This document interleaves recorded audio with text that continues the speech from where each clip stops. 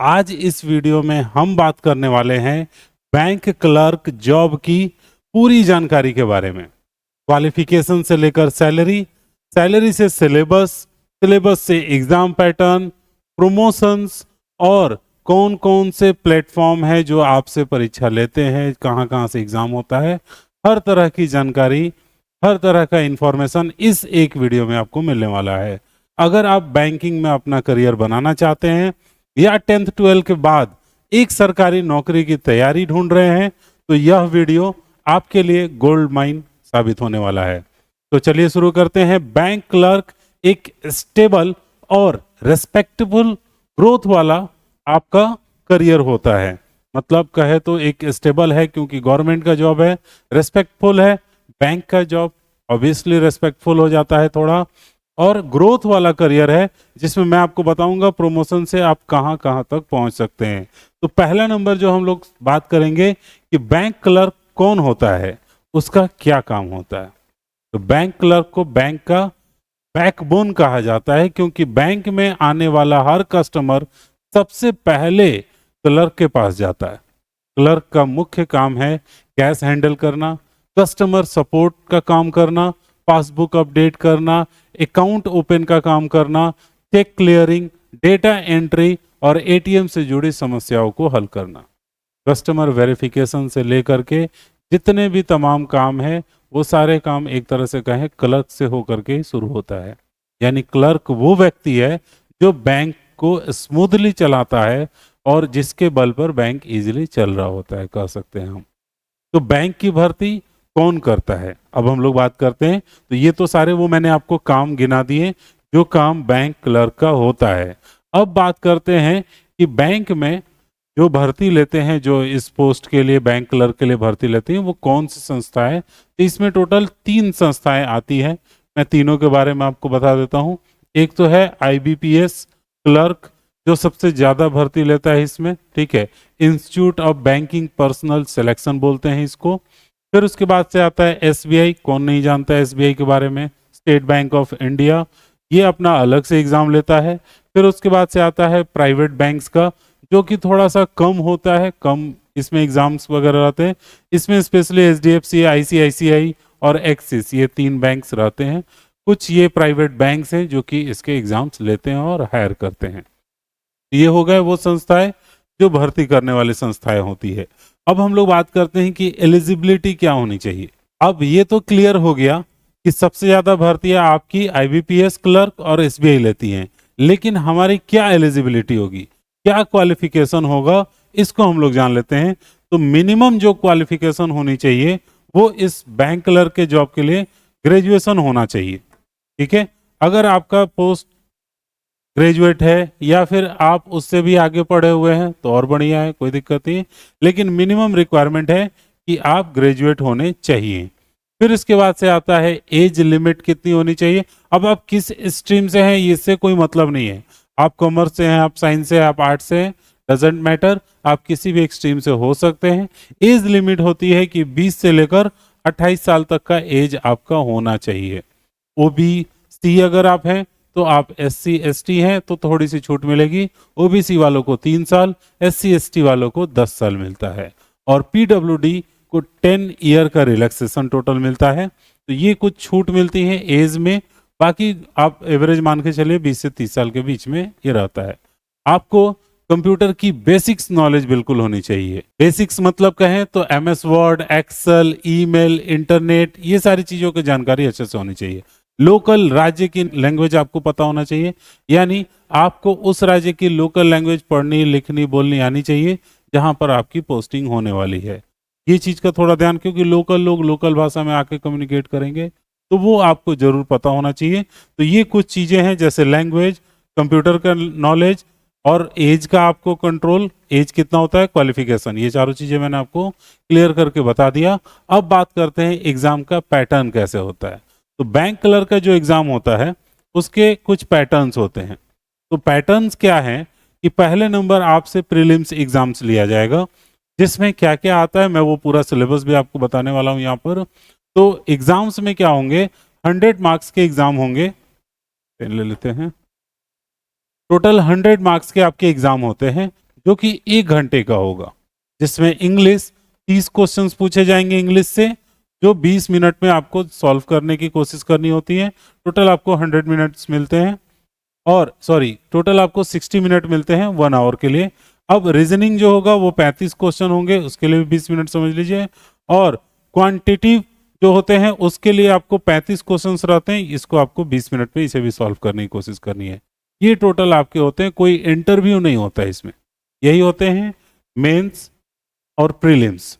अब मेंस में क्या क्या आपको करने हैं, तो टोटल 200 मार्क्स के एग्जाम आएंगे, जिसके लिए टोटल आपको 2 घंटे 40 मिनट मिलते हैं, यानी 3 घंटे के लगभग में। सेक्शन क्वेश्चंस के क्या होते हैं, तो जनरल, फाइनेंस, अवेयरनेस, इन सब से 50 क्वेश्चंस आपसे पूछे जाते हैं। जनरल इंग्लिश, इससे आपको 40 क्वेश्चन पूछे जाते हैं। क्वांटिटिव्स एप्टीट्यूड जो होते हैं, इससे आपसे 50 क्वेश्चन पूछे जाते हैं। और फिर उसके बाद रीजनिंग, कंप्यूटर एप्टीट्यूड, ये सारी चीजें आपसे पूछी जाती हैं, इसमें 50 से 60 मार्क्स का होता है आपका। तो टोटल ये मिला करके आपको लगभग 200 मार्क्स के होते हैं। टोटल 200 पे एग्जाम होता है, किसी में 10 कम, किसी में 10 अधिक हो सकता है, बट ये थोड़ा सा कॉमन नहीं होता है, कम ही होता है। अब पूरा फुल सिलेबस के बारे में मैं आपको बताने वाला हूँ। ये तो पैटर्न हो गया कि इस तरह से एग्जाम होगा, इंटरव्यू वगैरह कोई झंझट नहीं होता। अगर आप ये दोनों पास कर जाते हैं तो फिर आपका जॉब हो जाएगा, ट्रेनिंग होगा, जॉब हो जाएगा, ठीक है। बट यही है कि इसमें जाकर के फंस जाते हैं। क्लर्क के जॉब के लिए उतना ज़्यादा नहीं होता है, बैंक पीओ के लिए काफ़ी ज़्यादा आपको और पढ़ाई करनी होती है।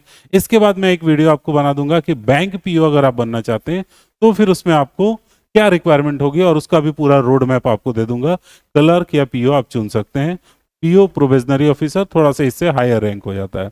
अब हम सिलेबस आपके सामने लाए हुए हैं, क्या क्या सिलेबस होता है। तो पहले नंबर बात करें तो इंग्लिश लैंग्वेज आपको सीखना होगा। इंग्लिश लैंग्वेज अच्छे से आना चाहिए, क्योंकि बैंकिंग में बहुत ज़्यादा सॉफ्टवेयर और चीज़ें सारी इंग्लिश में ज़्यादा रहती हैं। तो रीडिंग कॉम्प्रिहेंसिव, ये आपको इसमें आना चाहिए। एरर डिटेक्शन, यहाँ पर टिक मार्क भी कर देता हूँ। एरर डिटेक्शन मतलब गलतियां ढूंढना। फिर उसके बाद से आता है क्लोज टेस्ट, तो ये भी आपको रहेगा। फिर उसके बाद से आएगा पाराजिम्बल्स, वोकैबुलरी, तो ये सारे जो चीज़ें हैं ये आपको इंग्लिश में ध्यान रखना है, इससे रिलेटेड क्वेश्चन पूछे जाते हैं। ये सिलेबस का पार्ट हो गया आपका। दूसरा नंबर आता है रीजनिंग। अब रीजनिंग में आपसे क्या क्या, तो पजल्स, सिटिंग अरेंजमेंट, ये दोनों हो गया, ठीक है।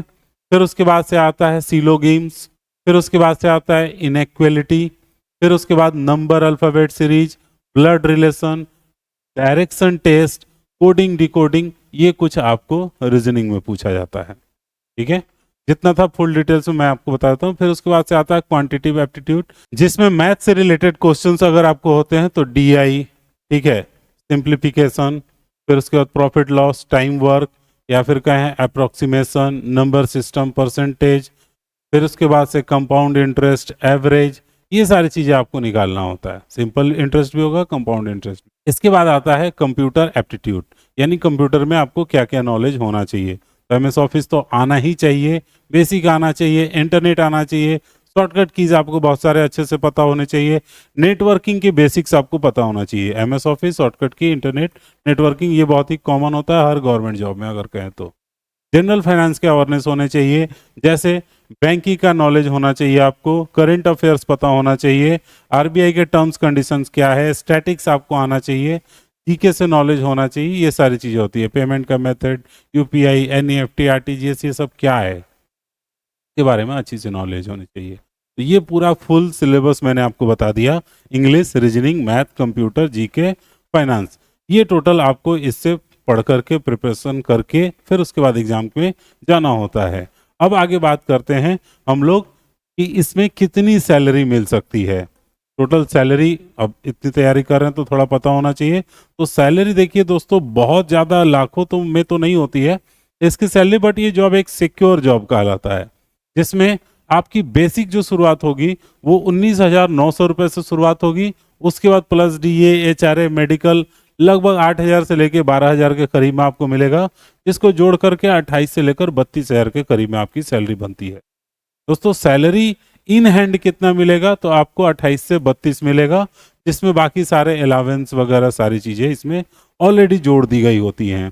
एक साल में इंक्रीमेंट और डीए बढ़ते रहता है, मतलब हर साल कहा जाए तो कुछ ना कुछ आपकी सैलरी बढ़ती रहती है, कुछ प्रोविडेंट फंड भी कटता है और ये सब मिला करके बाद में जो आपको मिलता है तो अच्छा खासा हो जा सकता है।